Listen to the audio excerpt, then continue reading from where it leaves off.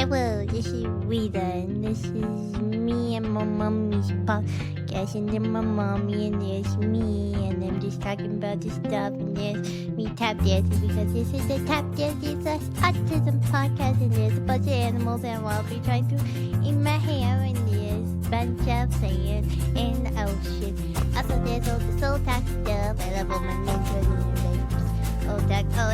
also, yes, like life stuff and tap dancing. Oh, and also there are my boots. My boots are amazing. Also, there's me, trying not to have a panic attack. Also, this is a podcast about me, autism, and tap dancing, and blah, blah, blah. I'm just ADHD in this thing. Also, there's my cute adorable puppies. Hi, this is editing Amanda from the future here. We had some minor technical difficulties with recording this specific podcast episode, but it is Jeaneen Tang. And if you've been around since the beginning of the podcast, you know we love having Jeaneen on as a guest. So we kind of just went through the technical difficulties and went, who cares? So hopefully I cut out all the technical difficulties, but if it looks like there's some skips, that's because we may have accidentally dropped Jeaneen a few times while we were recording this. It happens to the best of us. Riverside decided it was taking a summer vacation, and usually it doesn't mess us up, but it took a little bit of a summer vacation on us, obviously. Either that or I can't use technology, probably the latter. But we are so grateful that Jeaneen stuck with it through all the technical difficulties. She was, I want to say, the second guest. I am going to link her original appearance below because it's been so long. And then she was a guest on our live stream back in December when we were trying to raise funds for Lita's nonprofit dance studio that Lita started. She is an amazing friend of ours. We are just so grateful she was willing to come back on the program. We know you're going to learn lots about speech and language pathology today. And sit back, relax, pick up your favorite drink, go for a jog on the lips, whatever you do while you're listening to our podcast, and just enjoy this one. It is definitely conversations between friends that we think you'll gain some information from too. Did you want to introduce the podcast, Lita? I'm Lita, that's my mom, that's person. And that is her starting the podcast, Jeaneen. I love it. She has come a little way since we first talked to you all the way back in October, hasn't she? Definitely. Blossoming there. Oh, yeah. She's like, I'm boring. Anywho, for those who don't know who you are, you're an amazing friend of our podcast. Do you mind introducing them to who you are and maybe just a little bit about your amazing book? So I'm Jeaneen Tang, speech language pathologist and author of Play Dumb and Sabotage. And I am here to help decrease the number of children that need speech therapy, as well as empower parents and caregivers on simple strategies on how to introduce and practice language. I know it's to decrease the number of kids who need speech therapy. Lita, as you know, went through speech therapy a good chunk of her life, and I wish I had the book while we were going through therapy. Don't know that it would have meant her not going through therapy as bad as she was. I don't think it would have helped. I think it would have empowered your mom, you know, And give her some strategies and make her feel like she had some knowledge of how to work with you. Because oftentimes parents go into therapy for speech therapy, and it's almost like this hidden veil of this is what's going on in therapy, and then the child's sent home and you're not exactly sure how to carry that over into your daily life, and you're spending 23 other hours with your child. So, and I mean, I can read the papers, I can see what the best therapeutic practices are at the moment, but your book is so easy to understand. It was not written for the therapist. It was written Absolutely. for the I parent. wanted it to be a conversation because I don't like picking up textbooks if I'm not going to school, right? So if I'm going to have a conversation with a parent, I want it to be as interesting and digestible and easy for them to understand. There are days I don't like picking up the textbook even when I am going to school. So Heh. um Heh. you she's looking at me funny. Heh. One thing I wanted to bring up, because this has been something that I am finding new parents to autism and to speech delays don't understand, and even some of the neurotypical teachers we're bringing in. Speech and language pathology does like an awful lot.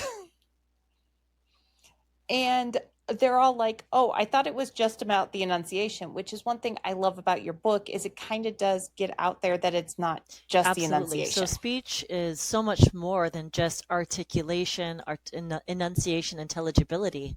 It is understanding communication. It is the ability to express communication, whether it's verbally through words or non-verbally through signs or gestures or even pictures at times, right? Because some kids aren't going to be nonverbal. They have a huge spectrum of children on the autism spectrum disorder. And then there's other disabilities who are also, they have this range of very verbal children to very non-verbal, and they almost seem like they're non-communicative.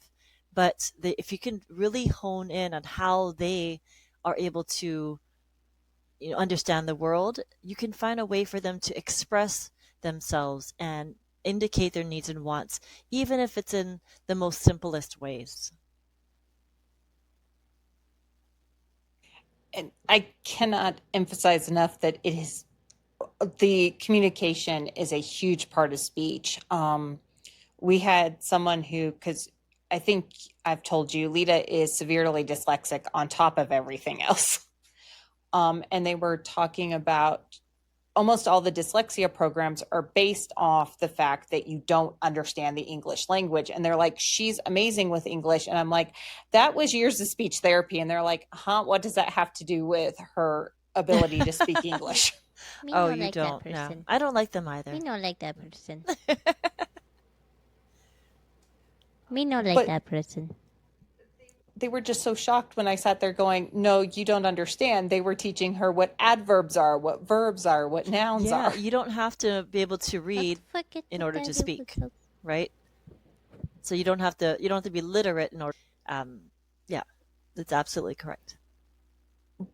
But I know with the autistic kids, and I know it's probably not just the autistic kids, a lot of the speech is let's learn how to communicate, which means you need to know what nouns, pronouns, verbs, adjectives, Absolutely, you adverbs need to are. know all of that.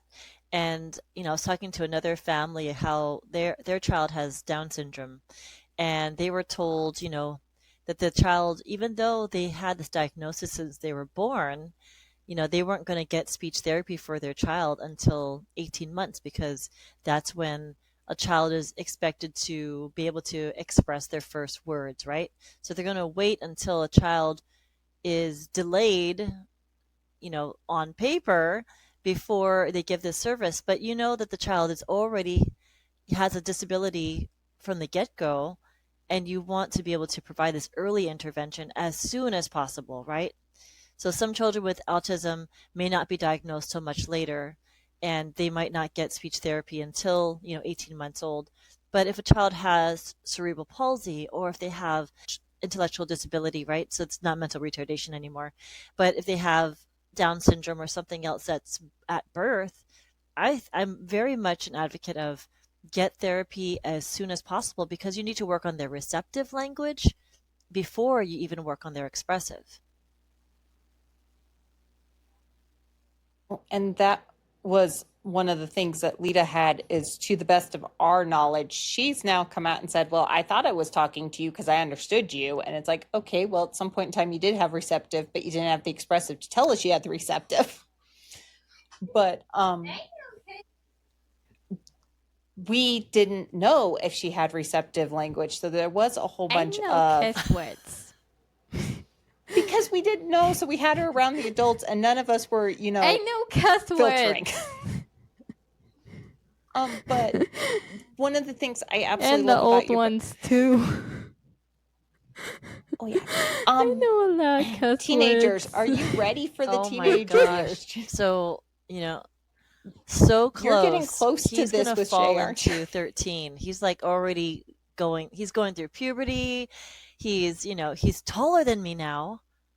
I think the last time we spoke he wasn't. Oh, I still have a Oh my couple gosh. inches. No, Oh, like in April he was the same height, and in May Not he was for taller than long. me. And now I'm just like, how are your legs are so long? He's such like a man, a little man. And yeah, he's already acting like a teenager, sleeping 10 hours a day, just, not wanting to go anywhere but play video games if possible. oh yeah. But we're oh yeah. One of the things I love about the book, and I'm going coming back to your book because I think every parent, whether or not your child has speech delays or Thank not, should you. probably read your book.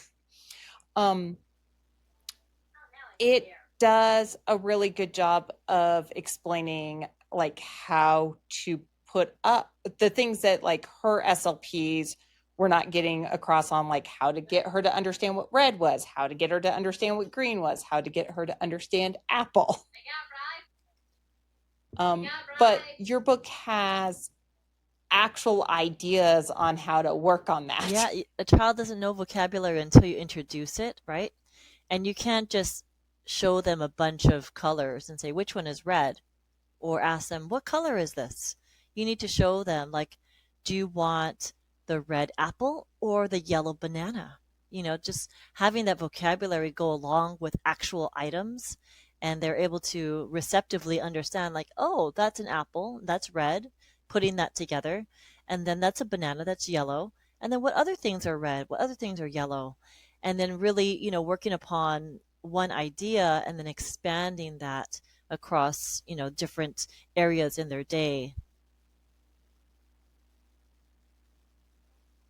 Which was not something any of her therapists. Now, it has been, when we started this 10 years ago. So a lot has come out in the last decade, obviously.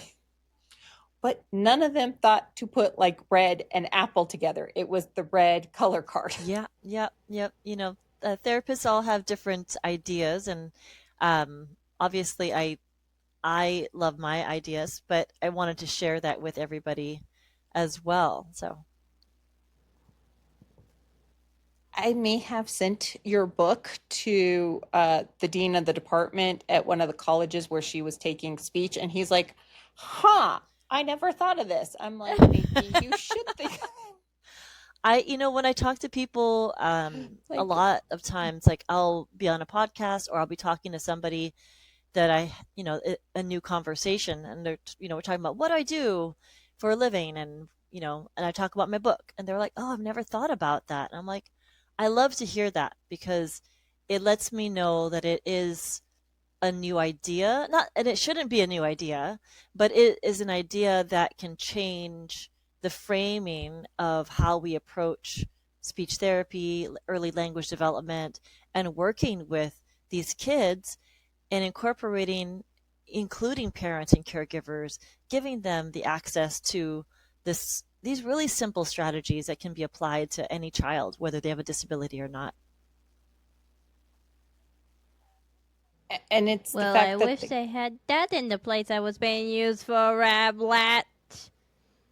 I mean, seriously, you could have just picked the easier way other than giving your child a whole baggage of freaking I don't like tall buildings anymore.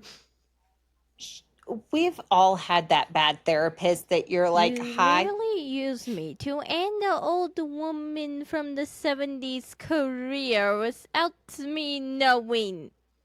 I could have just skipped the thing. I could have just skipped that. I could have just been skipping the whole Calm down. therapist force feeding me pizza because apparently that's how a child learns how to get English. And apparently you're not American if you don't eat pizza. I don't get that part. I think one of the things people don't understand, but you do speech, so you understand. They get to deal with a lot of the food sensitivities sometimes, and the making sure you know how to swallow your food and everything. She was at a speech therapy clinic that was run by the university. I will explain real quick. American if you don't eat junk food. The therapist was very worried about the fact she didn't eat pizza and was forcing her to eat pizza. And I knew the dean of the department, and I'm like, dude, we got to fix this. And he's like, you have 4 weeks till you move. Let's use Lita to figure out what all's going on in that clinic. Wow. But Usually she I was have a say. the teenagers alone. But you know those therapists that were trained and got their doctorates and PhDs in the 70s? Yeah, absolutely. You know, people have one It was one one of tracked those. mind, right?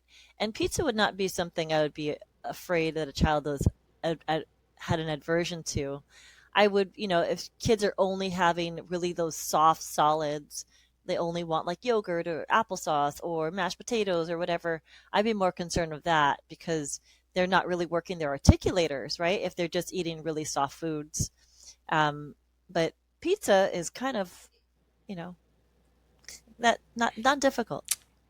She had an aversion to pizza, potatoes in any form, French fries, and potato chips. And the therapist was like, "But this will get her bullied." And I'm like, "But she's eating the healthy food, so." What? I got praise from my freaking peers. Because I'm pretty sure most people try to raise their children to know how to be healthy. Can we get back to normal speech and not the scarredness of speech? Oh, I'm so sorry. I'm so sorry. I can't just forget that. Oh, I'm so sorry. I'm so sorry. I'm so sorry. The bad therapist can scar us for life. But you've thrived. Yeah, you've thrived. And there's then. not. Yeah. Oh yeah. And there's not. There are not that many bad therapists in the world, and most of them are older than dirt, anyways. And I do not know what they were teaching in the 60s and 70s during university, but some of them had some really weird viewpoints. It was mostly how to die quicker. Back to actual stuff. Though, I mean, because that's a thing that I wanted to bring up with you, because a few of our parents did not know this, because I was discussing, I could kind of see the texture issues because, you know, you do have to know how to swallow right, because that helps you with the muscles in your mouth to speak right. And I've had some parents at the dance studio go, "What are you talking about? No one explained that You know, to I me." work with adults as well, right? So we have these adults who've had strokes or, you know, they have something that's affected their cognitive ability, their ability to coordinate the muscles, and sometimes they have dementia or something that, you know, they're not using those muscles to eat and they're not using those muscles to speak. So a great indicator, you know, if I'm evaluating a patient is if they're able to articulate. If they're able to articulate, I'm going to assume that they can probably swallow well. They can probably chew and move their food around because their muscles are helping them articulate. But if they're not talking, if they're slurring, I'm going to also assume that they're having problems with, you know, chewing the food, moving the food around, transferring the food back, and maybe even the swallowing part as well. Which, with a lot of these kids, that becomes a therapy that you're doing as early intervention. Though I've seen the new CDC guidelines, and I'm not sure early intervention is a thing anymore. Oh, I didn't. I did Did not. you see the new I did not. CDC You'll have to guidelines forward yet? me this, please. Yeah, I will. Speech delays don't start till 36 wow. months. Oh, wow. That is very troubling to hear. Okay, how about we just don't focus that human beings are digressing in evolution when everything else is keep on evolutionizing and human beings are de-evolutionizing. Like if you're animals. You know, like a whale, but they did it right. and we're doing it wrong. I think um we've all had those issues. What back to the amazingness of the book and the introductions of things. A few of our teachers have kind of taken your idea and they're showing the kids how to do the movements, and they're adding, like, instead of saying to plie, they're saying to bend first at the knees and then adding plie later in. Right, because you need to know the sequence of the body And movement rather than just the name of the body of the movement itself. it's shocking because I'm having to then tell parents, you don't understand what your child just did, because not only are they doing it, but they're catching that it means plie sometimes quicker than their neurotypical counterparts. That's amazing. And we have like level 3 ASD who have high needs and high support needs with speech, because they're definitely struggling with expressive, and they are not necessarily repeating what we're wanting verbally, but they're doing it. And I'm like, hi, not trying to be mean, because this is really exciting, but this is more than I would expect from their neurotypical peers of the same Yeah, age. absolutely. Sometimes children on the autism spectrum disorder, they will blow your mind, like how smart they can be, because it's not that they are unintelligent, right? They have a different way of learning. And sometimes they are so smart that when they have their little superpower, whether it be dance or something else, they really shine. And it's really great to see them. I have one little boy who has the best drum rhythm ever. He can drum, he's making up these rhythms, and he has autism, but he is able to shine and show us that he has the intelligence for this rhythm, even though he can't maintain a conversation. He knows like all the planets by heart, and he can say all kinds of different things, but he's not able to maintain a conversation. So there's these ways where these children are able to show how smart they are, even though we might not think that they are smart because they're not showing it in the traditional functional way. He is Come also across so many children ableist. with autism who are so intelligent, and they are able to really show how intelligent they are in their little niche, right? Even though we may not functionally say that they are intelligent because they can't maintain a conversation or perform a standardized test well, but they do have great intelligence in their own niche area.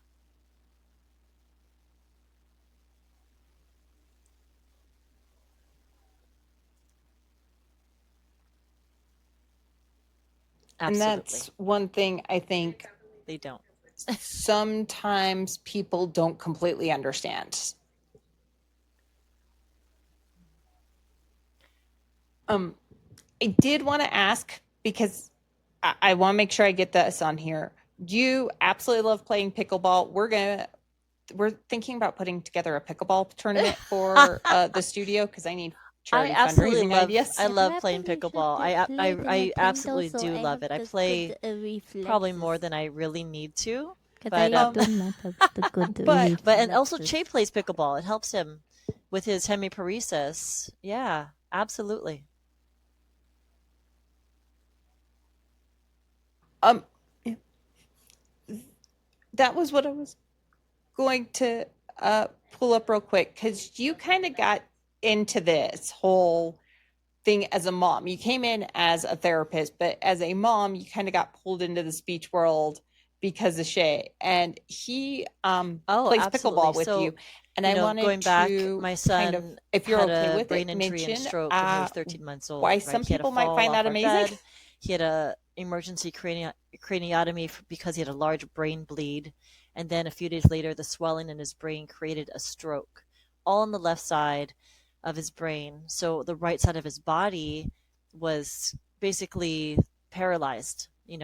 He wasn't able to use it functionally. And with a lot of therapy, now he's able to run, he's able to climb stairs, he's able to move his right arm, but not really have functional use of his arm or hand.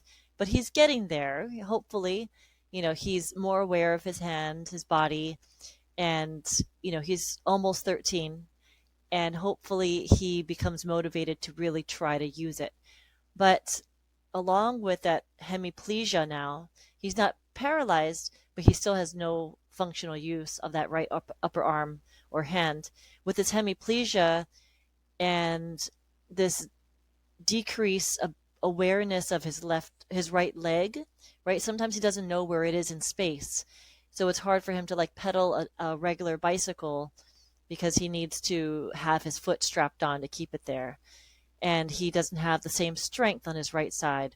So by using pickleball as like a therapy method to get him to move laterally, to move to a ball that's bouncing to him, to strike a ball that's moving, right? That's all balance. It's eye coordination, it's body coordination, body awareness, tracking the ball. And he's actually gotten pretty good. Like he can hit some great hits, and I'm gonna, he's definitely made me miss the ball a number of times, more than I can count. And he's learned how to, he holds the paddle with his left hand, obviously, and he holds the ball in his left hand. And he's learned to drop the ball and then serve it, with one hand. And, he's been playing now for a couple years, since I've been playing for 2.5 years, and he started shortly after that. And to see the progress that he's made is remarkable. He started playing basketball when he was about 5 or 6 years old, and the strength he had then was not very good. He couldn't even get the ball to an 8-foot rim. And now he is like shooting free throws. Sometimes he'll shoot a 3-pointer, and all with his left hand. But he's able to practice with the 12 to 15-year-olds. He's doing the lateral movements. He's doing the defensive slides. He will dribble the ball. He may need some extra time and extra space, which the referees are usually able to. He has a helmet on, so they know that he has special needs. So they are usually able to identify it, give him some time to actually shoot the ball or pass the ball, rather than having these older kids steal the ball, which at this age level, the game is very fast, right? But we play at the YMCA, and they're very inclusive with his special needs. So they know him there. He's been there for, since he was quite little, and I'm so sad that this year he's too old for summer camp. So yeah, he's too old for summer camp there. We actually are at his charter school, is Camp Citizens, because he goes to Citizens of the World charter Aw. school in Los Angeles. And, his one-to-one is with him this summer. And so she's great with him. And she also makes sure that he is safe wearing his helmet, especially if they're playing on hard surfaces, because it's so important to keep his brain as safe as possible.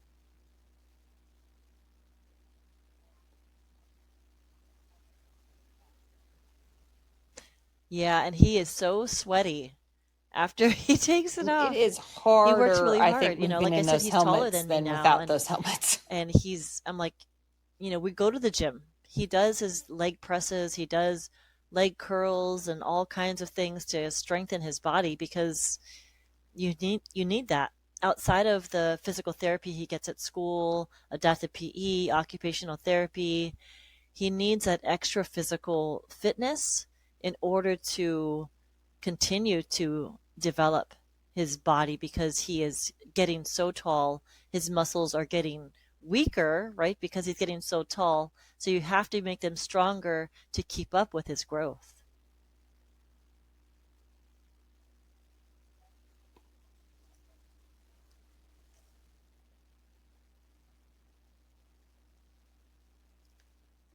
She's like, why is your head nodding? Because I'm going through the same thing with you, little dancer. What do you mean you're going for the same thing as me? Did you literally say a few months ago that boys grow quicker than girls? I thought She's so, just and saying then you you were started to shrug. taller. You're So? taller. I'm sure you look longer, even though you're So? sitting. You look longer. So? She Oh? has grown. Oh my God. Oh, she's grown I'm like gonna 7 inches in the last year. So? And So? she is complaining like a couple weeks ago, it was so bad she had to have painkillers because she couldn't move at all. And I'm like, this is supposed to be a boy thing, not a girl thing. That's the normal thing, right? That's a lot of inches. It's one thing. It's like, I'm a girl mom. I don't have to deal with, the multiple feet in a year, right? But Wait, have you seen our family tree? Yeah. Did you really say that you and Dad are the short ones compared to all of your family members? I did want to touch on one thing about the physical stuff because it's going to sound weird, but I've been, me, I go down rabbit holes of papers, and I saw one coming out of the Scandinavian area that's comparing dance to language, and I need to shoot it to you because it's from the evolutionary biologist, and they're kind of cuckoo to begin with, right? But it's got this idea that I don't know the movement about of that. dance I'd love to is see that equivalent or being processed the same way language is being processed.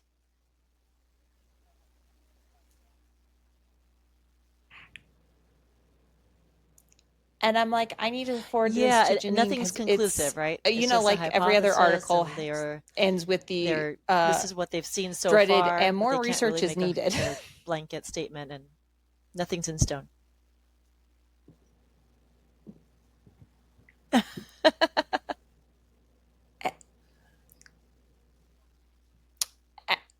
i.e., I need my grant money to continue coming in. But I'm kind of wondering if it could be proven with dance, if even like racquetball or Possibly, tennis the or motor, pickleball, where there cortex is of your that brain kind of specific goes on both sides, movement, right? would be It does showing the go same the left side of your stuff with left side of your language. brain controls the right side of your body.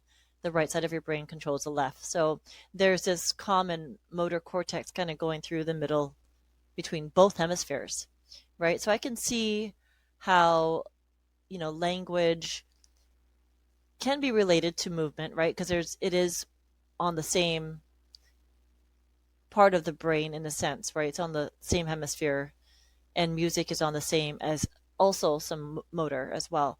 So I would say the rhythm of the dance that goes along with the rhythm of the dance that goes along with the music, right? Because there's a rhythm that's almost like pairing words with music, right? You're moving to the rhythm of a song.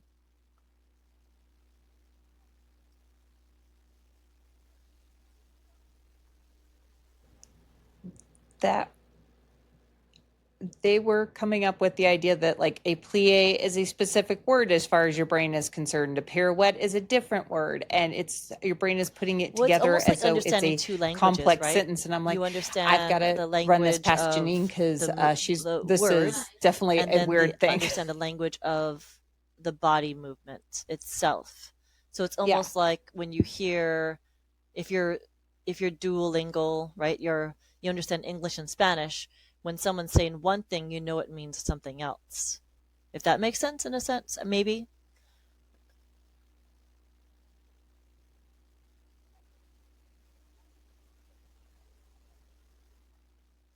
Yeah, it makes sense. But then I was like, well, then could you put this into other sports? Because you know me, I go crazy on that idea. Going, well, I mean, I've seen pickleball players play. I played racquetball, and I'm like, you do get Yeah, into a and I movement think the same where goes with any you're sport, seeing right? that So ball if differently you than have people the who language of a aren't certain necessarily sport seeing that goes along with that used to playing the particular sport. movement, it may not be understood by somebody who doesn't play that sport, right? So if you say, yeah, if I say like, if we're playing basketball and I say, dribble down the court and do a wrap around, you might be like, what are you Yeah. talking about? Like, but if you're a basketball player, you know what that movement is, that dribble, and what the action that needs to happen, right? So I think I would have to definitely read the article, but I think if you were thinking about it in the vocabulary terms of what the word is and what the movement that goes with that word, I think that would kind of be like if you were understanding two different languages and pairing those together.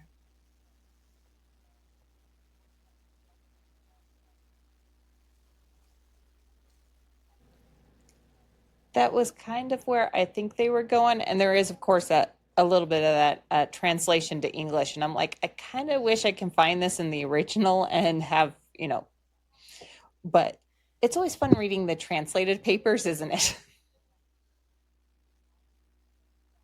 It's like, what got lost in translation here? Because I know it's Oh yes, I try not to read journal them. paper, which means it was dry to begin with, but I read, they put you to sleep. you've read a few journal papers, you know how they go.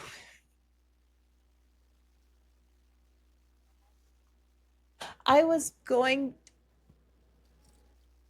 I know one of my dance studio owner friends was saying something because a lot of the dance studio owners are like, well, we teach vocabulary, so it helps your children in English. And I'm like, that's not, I'm not sure I quite follow where you guys are coming from. Can you explain it? And they're like, well, because we teach pliés, your kids get better scores in their English classes. And I'm like, that's. Isn't that French?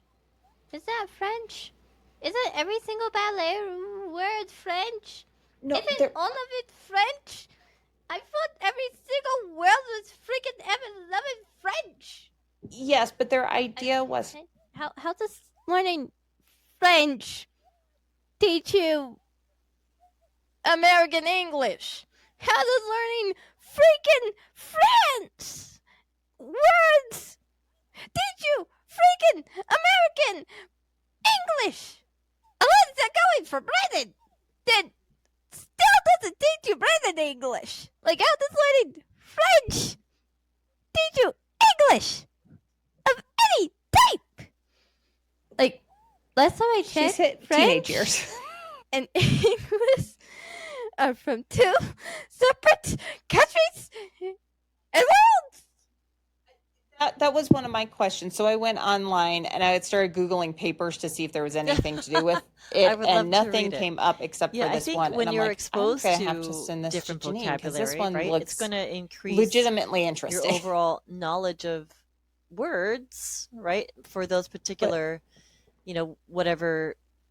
If you're going to be doing a vocabulary test on dance, then yes, then you might score higher. But I think overall, the way that you're able to teach dance through introduction of vocabulary, explanation of the breakdown of what that movement is related to the word, then you have a better understanding receptively, and then expressively, if they're able to produce that in their body, that's showing that they understand what the movement and vocabulary is. And if the child then is able to verbally explain what that movement is, then that shows more expressive language. So you can incorporate language into dance that way if you want.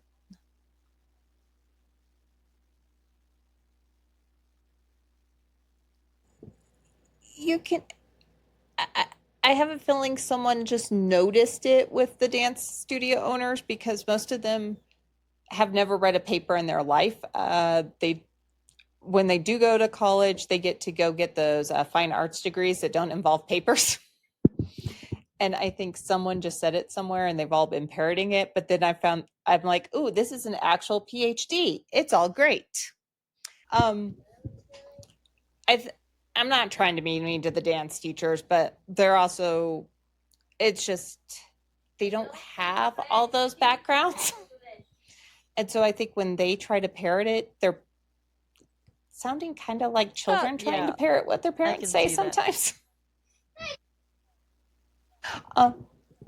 But that was where I then dropped down into this rabbit hole and I'm like, well, are there any papers on it? And it was like, oh, this one spanned 315 different papers, and I'm like, so someone thinks this is interesting. Absolutely. I can see the connection between But maybe increased language or maybe increased intelligence with when you have someone who dances, understands the rhythm of music, the movements that go with it, to someone who does not dance at all, right? Somebody, and it's different kinds of intelligence, right? There's so many different kinds of intelligence: emotional intelligence, physical intelligence, all the intellectual things.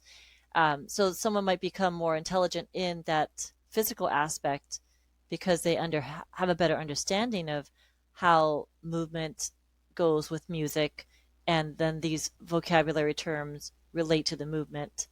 But I don't think it's going to make them. I don't know. It's out for debate. the paper didn't say, oh, like this is going to totally make your language so much better. It was just kind of like, have we been looking at dance the wrong way the whole time? Interesting. I think. But it was also done by evolutionary biologists, and we all know that they can be a little and were they cuckoo banana dancers? brains. Who knows? Maybe not.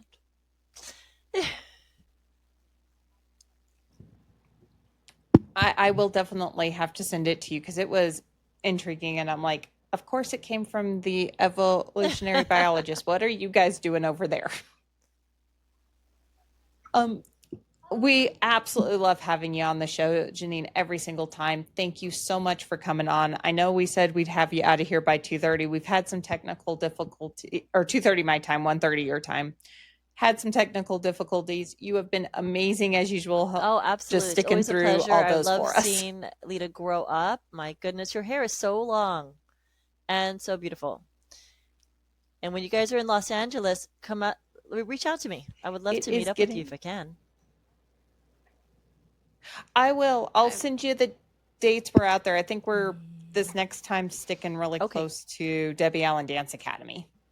Also, probably be dead in a grave. Not literally. I mean, It's just saying it's going to be a long. She's got 3 days straight that Oh, she's there wow. from like 8 a.m. till 11 p.m. That's a long time. oh, and don't forget the fact that those people said I couldn't grow anymore.